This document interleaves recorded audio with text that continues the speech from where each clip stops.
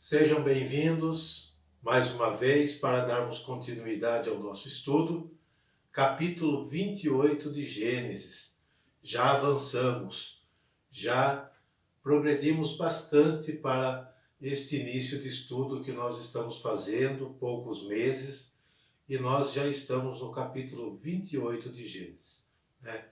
Então, muito interessante e muito interessante ainda mais nós podermos partilhar desse conhecimento, não é verdade?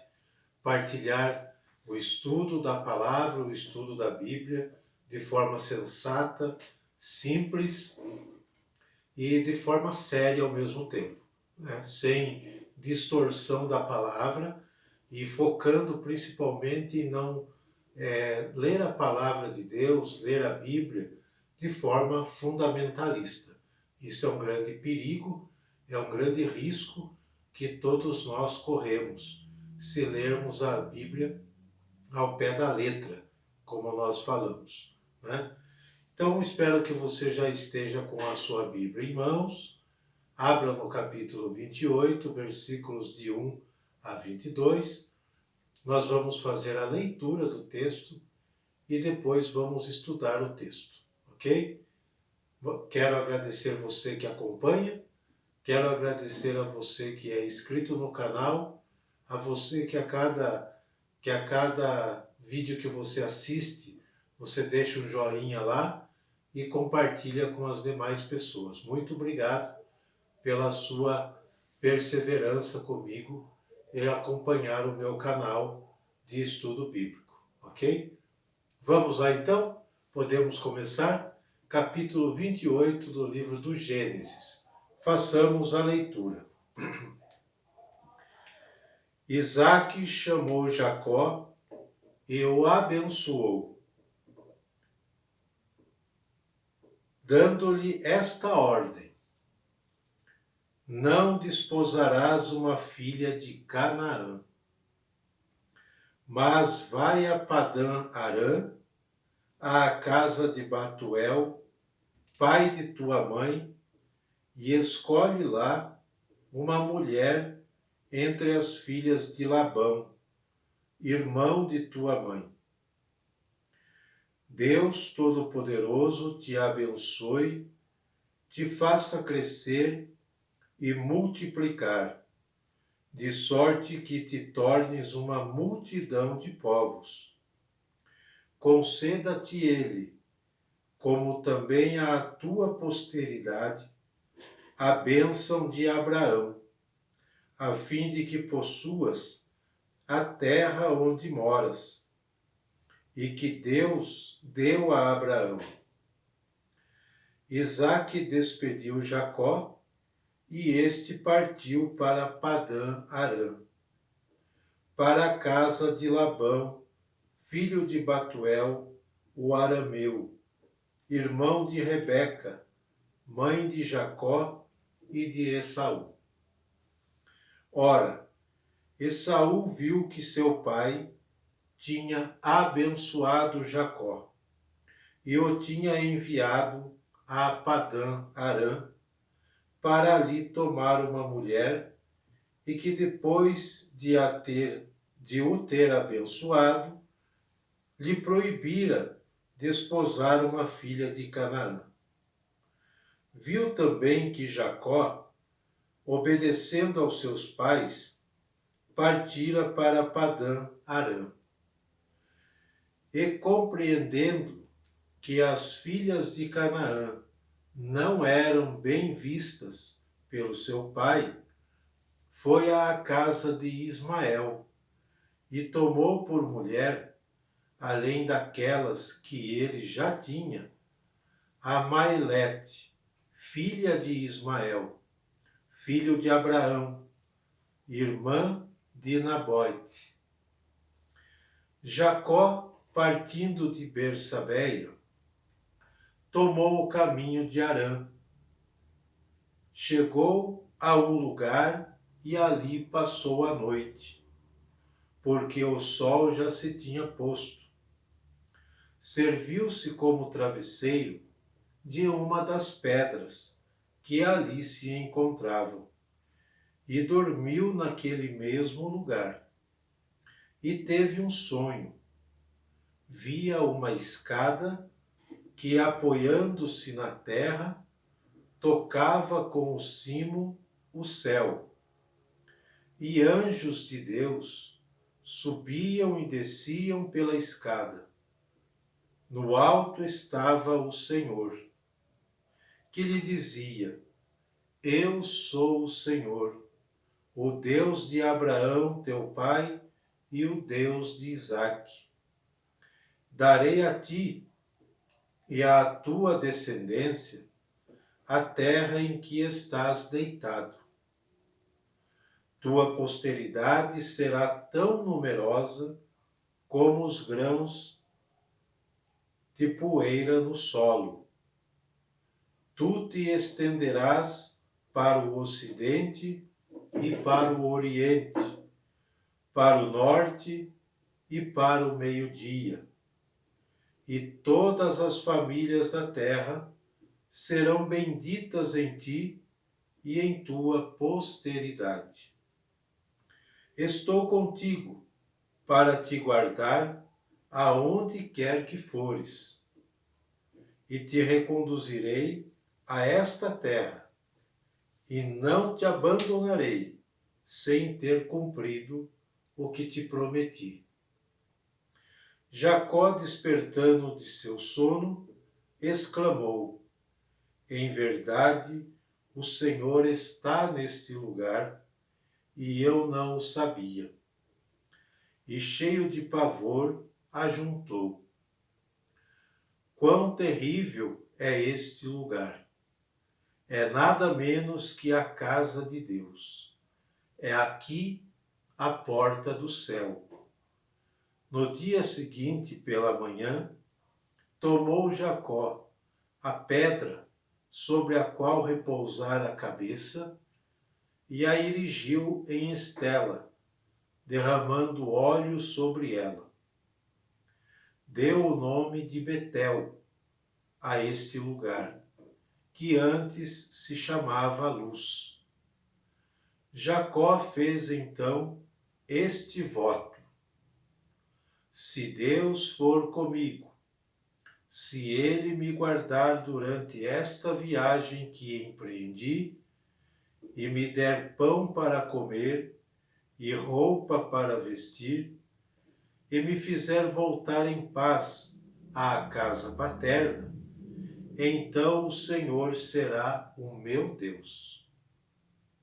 Esta pedra, da qual fiz uma estela, será uma casa de Deus, e pagarei o dízimo de tudo o que me derdes.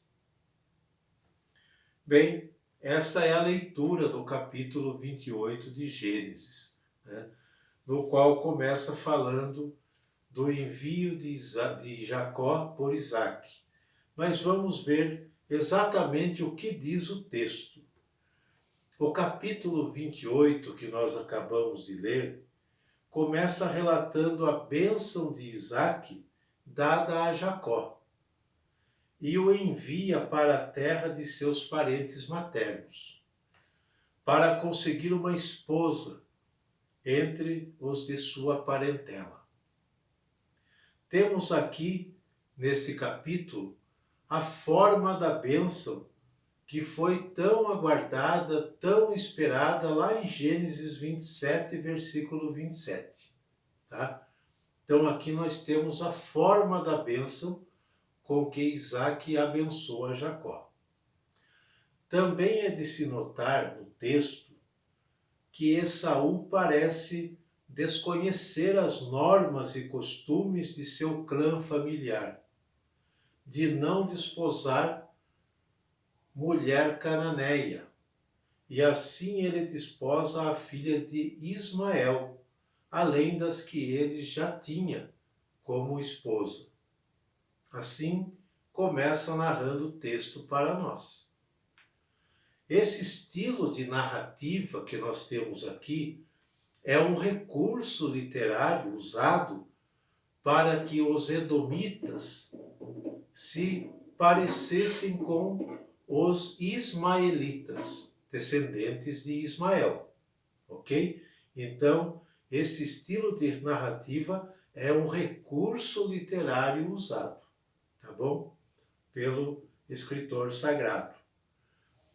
As diversidades de pontos de vista que existem nesses primeiros versículos reflete aqui a diversidade de tradições e de épocas na reflexão sobre os patriarcas e sobre as experiências históricas do povo. Assim, por exemplo, no capítulo 27 e 42 seguintes que nós vimos, é Rebeca quem aconselha Jacó, seu filho, a fugir para Harã, para a casa de seus pais, escapando assim da vingança de Esaú. Acredito que vocês se lembrem desse episódio.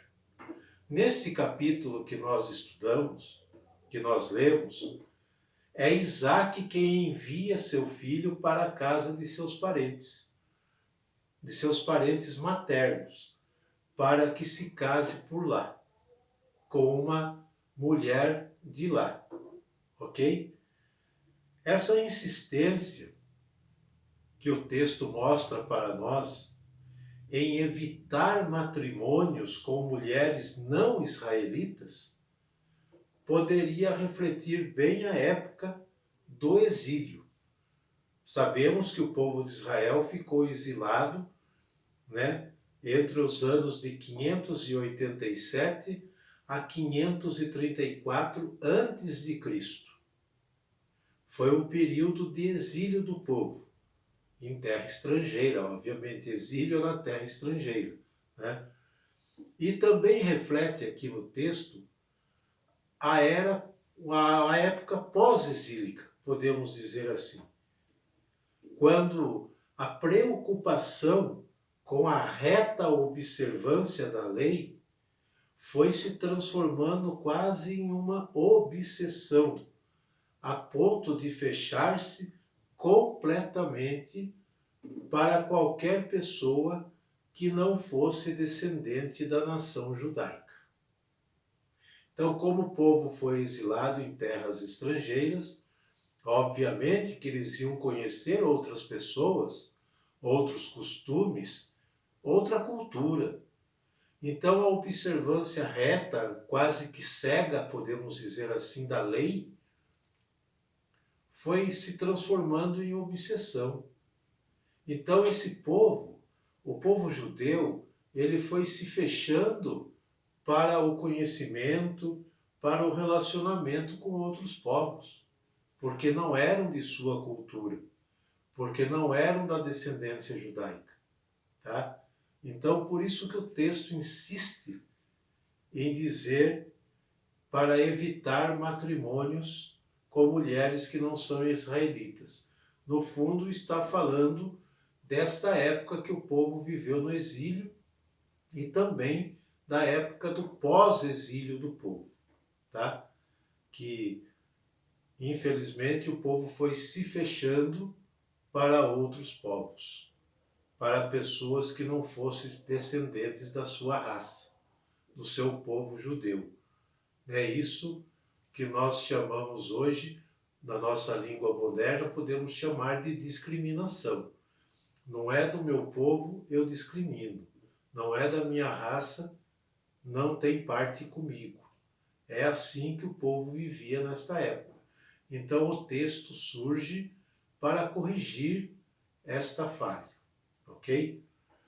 Nos versículos de 10 a 22, Deus aparece a Jacó em sonhos. Vejam bem, esse aparecer de Deus em sonhos é uma forma comum de comunicação de Deus na Bíblia, tá? A aparição divina, ou na linguagem teológica nós chamamos de teofania. Teofania significa manifestação de Deus, tem por escopo ratificar em Jacó as promessas divinas feitas a Abraão e a Isaque. Esse é o sentido da teofania aqui, da aparição de Deus a Jacó. Ratificar a promessa que um dia Deus fez para Abraão e Isaque. Ok até aqui? Muito bem. Todos os elementos que foram, ou melhor, que formam este relato, já eram bem conhecidos no contexto do antigo Oriente Próximo. Não era novidade para o povo daquela época. Passar a noite ao relento, depois de todo um dia de caminhada, nas viagens que normalmente demoravam vários dias para se chegar ao objetivo, aonde se pretendia ir, porque não tinham recursos. As viagens eram as mais rústicas possíveis o jeito de se viajar. Não se tinha o conforto que existe hoje. Então levavam-se dias para chegar. Então, recorrer naquela cultura, naquela época, aos espíritos bons, como assim eles acreditavam, e às divindades favoráveis de cada lugar por onde passavam, erigir estelas ou pedras que adquiriam caráter de memorial ou testemunho, deixar estabelecida certa relação com o território, mediante a construção de um santuário, era comum naquela época. Então, passar a noite no relento e recorrer às divindades de cada lugar. Cada lugar tinha uma divindade, uma crença. Então, se recorria aos espíritos bons, costumes da época. Tá? Então, tudo isso estabelecia certa relação com o território onde estava, mediante a construção de um santuário. Foi isso que Jacó fez depois que Deus se revelou a ele em sonho. Tá? Os relatores de Gênesis têm um particular interesse em estabelecer esta teofania precisamente aqui em Betel, onde é citado Betel aqui na Bíblia, neste capítulo. Lugar muito significativo para o Reino do Norte. Assim como é também Bersabeia, Siquém e Hebrom, que pertence ao ciclo de Abraão. E, portanto, é muito importante esses lugares para o Reino do Sul. Ok? Então, este é o contexto do capítulo 28 que nós lemos. Tá? A viagem de Jacó até a casa dos seus parentes maternos, para lá escolher uma esposa, A cultura que vem falando para recordar o tempo do exílio, em que o povo se fechou na observância cega da lei, a ponto de discriminar outros povos e não querer nenhum contato, E aqui o sonho de Jacó. Essa manifestação de Deus em sonhos é muito comum na Bíblia. Não é novidade, nós vamos ver outros personagens da Bíblia que também tiveram a revelação de Deus por sonhos. Um exemplo tão próximo de nós, São José, pai adotivo de Jesus. Deus se revela a ele em sonhos. E outros mais personagens da Bíblia que Deus vai se revelando em sonhos. Então, essa forma de manifestação de Deus, de teofania, é muito comum na Bíblia, para o povo da Bíblia, ok? Vamos lá então. Qual é a mensagem que esse texto traz para nós? Eu extraí a mensagem desse texto para que nós possamos refletir bem do ponto de vista da fé de cada um de nós. Vejam bem, o texto nos ensina que a obsessão que leva ao fanatismo na observância exagerada da lei levou o povo da Bíblia e leva também a cada um de nós que se comporta desta forma, digamos, desequilibrada, com as coisas relacionadas à fé, a fechar-se completamente para qualquer pessoa que não seja do nosso grupo ou da nossa religião, como no caso aqui de quem não era descendente da nação judaica. Então é o perigo, o extremismo. Tudo que é extremo é doentio. Tudo que é extremo não é saudável, principalmente na questão de fé. O extremismo faz muitas desgraças acontecerem em nome da fé. Então aqui, nesse ponto, o fechamento do povo judeu para o relacionar-se com outros povos foi a grande doença desse povo, que foi se transformando, porque foi uma observação obsessiva da lei. Perdão. Deus não quer isso. Deus não pede isso para cada um de nós. Olha, se feche no seu grupo, se feche na sua religião e esqueça aqueles que pensam diferente de você. Deus não é assim. Deus nunca foi assim, não é e nunca será. Deus, ele é aberto, pois ele é Pai de todos. Hoje nós temos essa compreensão, mas o povo da Bíblia não tinha essa compreensão do Deus que é Pai de todos. Isso foi se adquirindo com o tempo, tá?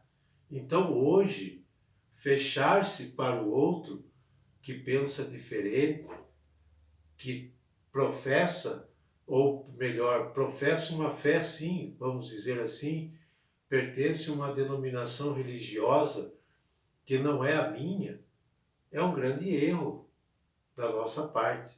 É uma falta de conhecimento do verdadeiro Deus. É muito negativo isso, tá? Então o texto vem nos mostrar isso para nós.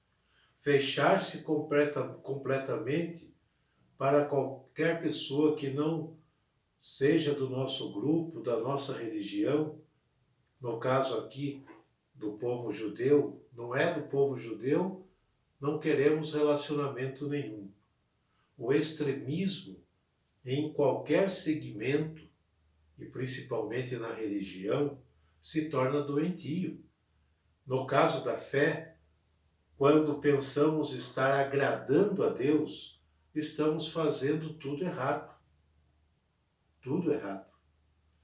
Então, aquele que crê em Deus, principalmente aquele que crê no Deus da Bíblia, melhor dizendo, está sempre aberto para aquele que pensa diferente, que tem cultura diferente, que participa de outra denominação religiosa e assim por diante, tá? Então, aquele que crê no Deus da Bíblia não age de forma extrema, né? O crente não pode ser extremista, porque o extremismo leva a grandes consequências e consequências nefastas, muitas vezes, como nós podemos ver ao longo da história. Então, quando esse capítulo insiste no não casamento com mulheres que não sejam judias, no fundo deste texto, ele está querendo orientar o povo para sair de um extremismo religioso, de um rigorismo de fé, que não é muito saudável, porque isso faz com que o povo se feche. Ora, esse povo é o povo escolhido por Deus para que através desse povo Deus se manifeste a outras nações, a outras culturas, a outros povos. Então, como que esse povo pode levar adiante a missão que Deus lhe confiou se ele se fecha? Não é possível. Isso não é possível acontecer. Então, aqui, o texto está corrigindo esta falha, tá? Porque lá no versículo lá no versículo onde Deus aparece em sonho a Jacó, Deus fala assim: eu sou o Senhor, o Deus de Abraão, teu pai, e o Deus de Isaque. Darei a ti e a tua descendência a terra em que estás deitado. Tua posteridade será tão numerosa como os grãos da poeira do solo. Tu te estenderás para o ocidente, para o oriente, para o norte e para o meio-dia. E todas as famílias da terra, vejam bem, todas as famílias da terra serão benditas em ti e em tua posteridade. Olha o que Deus fala, olha o sentido universal da bênção de Deus, através de Jacó. Então não é só o povo dele, não é só o povo escolhido, mas todos os povos. Então fechar-se para outros povos não faz parte da fé. Fechar-se com o rigorismo religioso atrapalha esse Deus de se revelar a outros povos. Tá? Então, este é o texto que nós estudamos. Espero que vocês tenham apreciado e conto com vocês para o próximo estudo do capítulo 29, que nós vamos ver Isaac, ou melhor, Jacó e Raquel. Nós vamos ver toda essa desenrolar dessa história. E assim nós vamos estudando os patriarcas aqui no livro do Gênesis, tá bom? Espero você no próximo encontro. Um abraço e até lá.